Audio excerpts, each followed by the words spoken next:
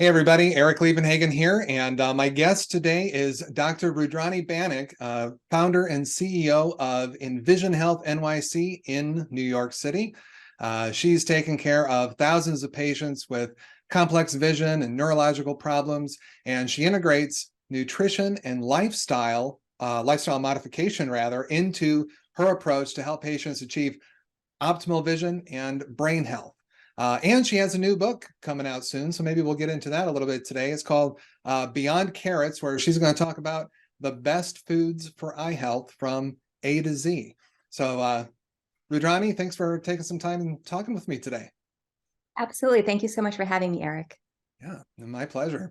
So just start us off a little bit and tell us a bit about your background and how you got into the profession. Absolutely. I went to medical school not knowing what type of doctor I wanted to be. And so I explored all the different fields, and a couple of them were interesting, some were not. But ophthalmology really drew me.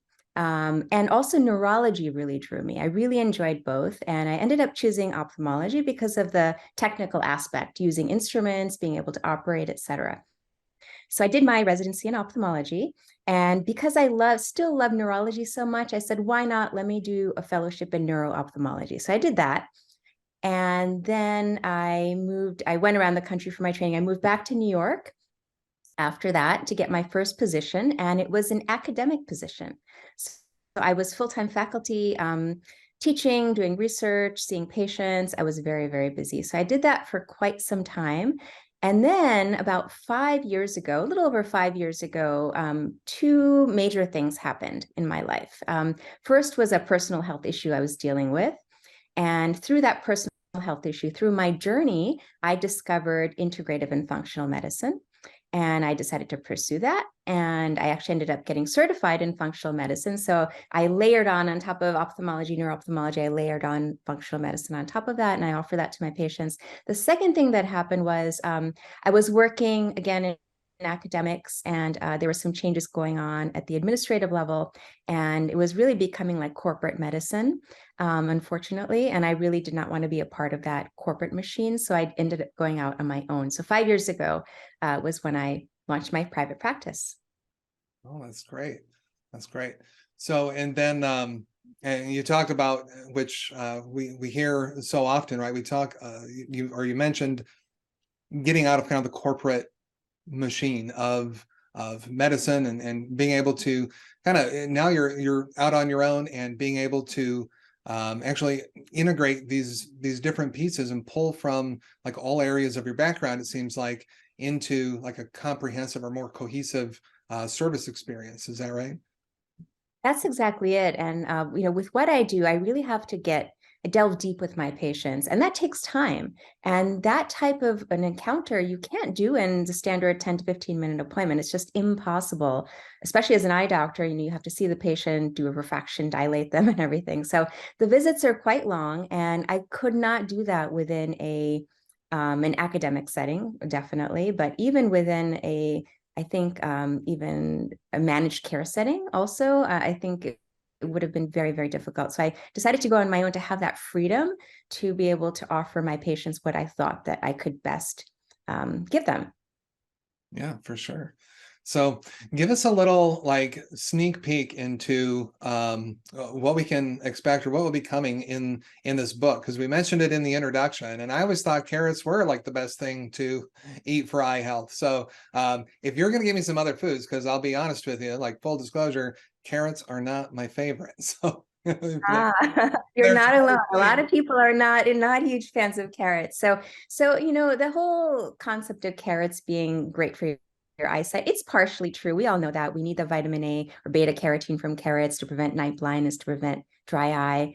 But the reality is, as most of your audience probably knows, our eyes are very complex. They have multiple parts, and they require many nutrients to keep them working, to keep them functioning well. And so when I started to do research into nutrition for eye health, I realized that carrots are really just like the tip of the iceberg when it comes to what we need to eat. And really, the most important foods are fruits and vegetables, also nuts and seeds, and certain healthy fats like healthy oils and so forth. So that's kind of how the concept of the book came about, because as I started to, kind of think about, okay, what should I tell my patients? How should I advise them? I realized there is this whole diverse variety of foods that they need. So if you just eat carrots, okay, it'll prevent the night blindness, but it's not necessarily going to do you good for all the other conditions that can happen: macular degeneration, cataracts, dry eye, etc. So it's really, I like to think of it as a plant-rich approach to eating, not plant-based necessarily, but plant-rich. And that's what I advise to my patients, and that's what the book is really about: is how can we get this type of a plant-rich diet? Okay, that's great. So, so the bigger, I heard a lot, and that was great. The bigger takeaway for me personally is I gotta still eat some carrots, right? But you could substitute it out. You could have Oh, some okay, squash some days. You can have some sweet potato. Those are just as good as carrots, actually. awesome. Oh, well, Yeah. that's music to my Even ears. I kale. love Did those. you know kale actually has a very high percentage of vitamin A? So Oh, if you don't really? like orange fruits and vegetables, you can switch to the greens too. Nice. All right. That will be that's music to my ears. Like I said, that's little variety. So I think we've been hitting on this a little bit through, talking about your background and kind of what inspires you, but especially to start your own practice. But when you look at it, I mean, what is the mission you're looking to serve? Like, what kind of change do you want to make out in the world through your practice and your experience? Oh, that's a great question. And thank you for asking it, first of all. So I've thought about this a lot. What is my mission with my training, having the traditional training, but also layering on the integrative and functional training? And I think my goal is really to educate people about their eyes, how it's so important not just to go for your annual eye checkup or every couple of years go and get checked out, but also to be proactive about your eye health. Our eyes are the organs that most of us just take for granted. Many of our patients don't even think about them until something goes wrong. Then they really, they become very aware of it, and also in some cases even disabled by losing their vision. So what I try to teach my patients, the message I want to get across is: be proactive, do the things now to build a foundation for eye health for the years and decades to come. So food is a big part of it. If you're having a healthy, well-rounded diet rich in those plants that I described, that's the first step. But also think about your lifestyle. We're all on devices all day long. How can we mitigate dry eye? How can we mitigate eye strain? And just be proactive about things like that. And of course, the other health issues that can develop that can affect our eyes, like high blood pressure, diabetes, high cholesterol. If I can get the message out through nutrition and lifestyle that what you do for your eyes will also help the rest of your body, I think that would be also really impactful for a lot of people. Yeah, for sure. I mean, just coming at that from, the patient seat, if you will, right? And not being an eye doctor, and just listening to that. I mean, it kind of sometimes, like you said, it rings true for me as well. Like a lot of people take their eyesight or their eyes as organs for granted, not really like, because when I go to the eye doctor, it's kind of like it's its own thing, right? And we just kind of forget that no, like everything else that we're doing for our bodies, for our health, all impacts the entire system, right? And that includes your eyes. So kind of easy to, at least in my experience in personal life, kind of easy to put the eyesight and the eyes out there as like I said, its own separate thing that I just go get checked out every couple of years and see how much I got to dial up my my my prescription and all that kind of stuff. But That's what a lot of people equate their eye exam with, is simply just getting their glasses or contacts updated. But the truth is that in an eye exam, we can diagnose so much. We know about the health of the entire body through an eye exam. So it's important not just to get your eye exam for the eye issues, but also for your general health as well. And it's just, I think getting that message out there is so key. We're all very health conscious now, especially during the pandemic. It's just health has become at the forefront of our minds, staying healthy. And I think there's a big movement towards doing things proactively versus just waiting for things to happen. So I think it's the right time, the right place to get this message out there. And I encourage all of you as well who are listening to have these conversations with your patients, to talk to them about, okay, what else are you doing? How much do you have exercise in your life every day? How much do you exercise? What are you eating? It's kind of shocking what some people will say. They tell me, oh, I'm eating healthy. Of course I eat healthy. And then I ask them specifically, tell me what you're eating. And then the truth comes out, and it's just, ooh, okay, let's work on that a little bit. For sure. So yeah, no, that is key, and I appreciate you sharing all that with us. So when you're thinking back to, coming up through, in your career to the private practice to now, getting books and getting these other messages across, like what have been some of the toughest challenges you've faced in kind of turning some of your ideas into reality? I think the toughest challenge for me by far was the business aspect, because most doctors, no matter what type of school they go to, are not trained in business. We don't get a course necessarily in, okay, this is how you manage, if you're running a practice, this is how you manage the finances, this is how you manage your staff. You need to have all these things in place, your different insurances and your systems, your EMR, like we're just not taught that. So I think that was the biggest learning curve for me. And then also the second part to that is because I am solo, I have a solo private practice, and also I have a fee for service practice, so I don't accept any insurances. Marketing is very important. And we're not taught that either, because most of us don't do the marketing. We either, if we're part of like a big group practice or like a private equity or academic center, they're the ones taking care of that for us. So when you're on your own, you have to think about all these things and really work at it. And, initially when I started my private practice, I thought, oh, well, I'll just go around the neighborhood, knock on doors, get some referrals from local doctors. And that did not work. People were set in their referral patterns. They were like, oh, nice to meet you, but no thanks. I already have so-and-so that I refer all my patients to when they need something like neuro-ophthalmology or integrative health. But what I realized is that patients are very savvy, and most people actually look online for their providers, whether it's Googling them, looking on Yelp, looking at reviews. And so that part is really important. And it takes a while to build up an online reputation and have a brand, have a known kind of what you're known for in your area. But it's so critical. And I would really encourage people to spend some time on it, and no, not just to outsource it to somebody else. Don't just outsource your social media. Don't just outsource your Google ads. You need to know what's going on. You need to take control, and maybe somebody else can do it for you, but you need to be the one kind of directing them in terms of what to do to build your patient base and to build your brand. Yeah, for sure. I agree with that wholeheartedly, because there's a lot of time, like at its core, or in I guess the simplest terms I can think of to put it is like, how, if you're going to outsource these things, how can you be sure that the people you outsource to are doing their job, right? Mm-hmm. You need some kind of objective objective knowledge to be able to review that fully, right?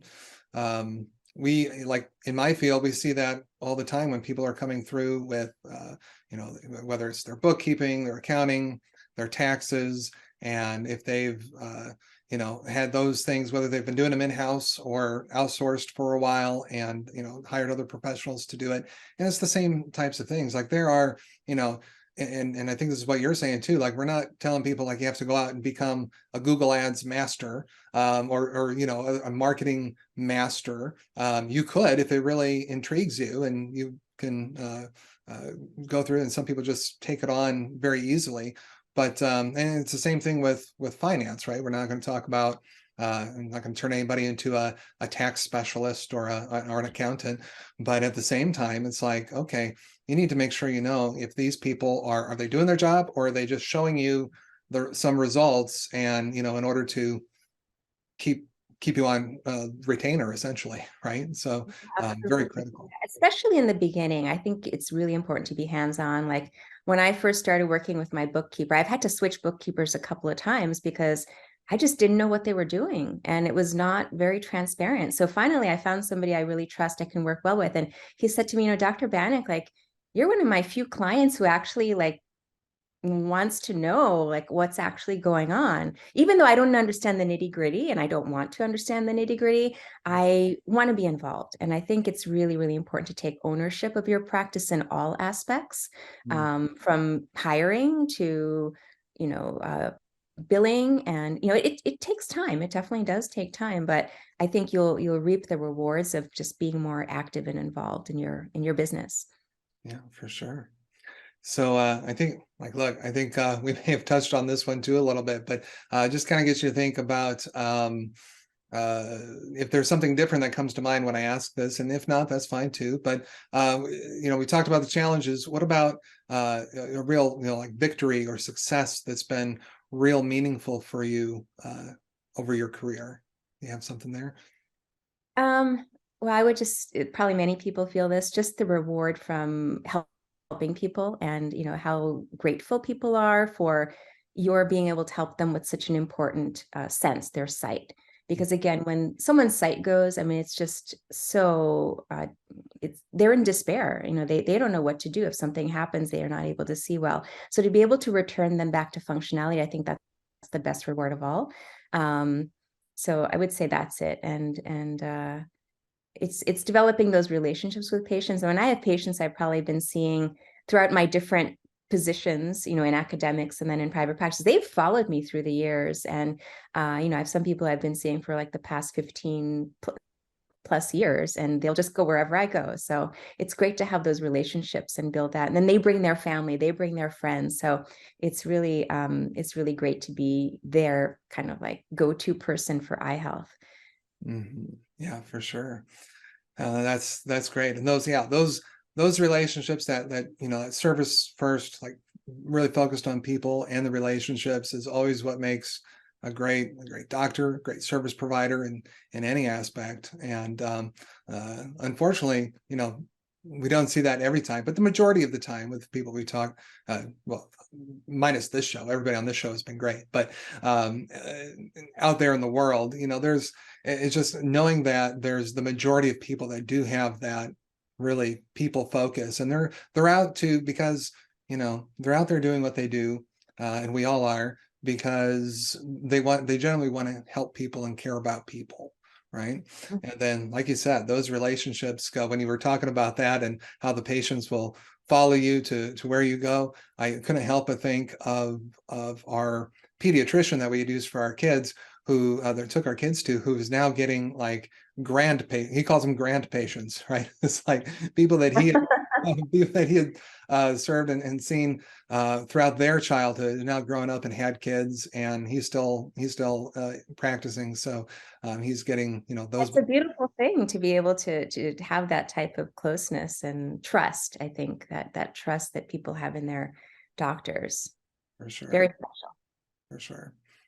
So, well, that was great. What is just kind of summing all of this up, if you had to give us one piece of advice that you'd give to others who are on their journey currently in private practice, what would you think?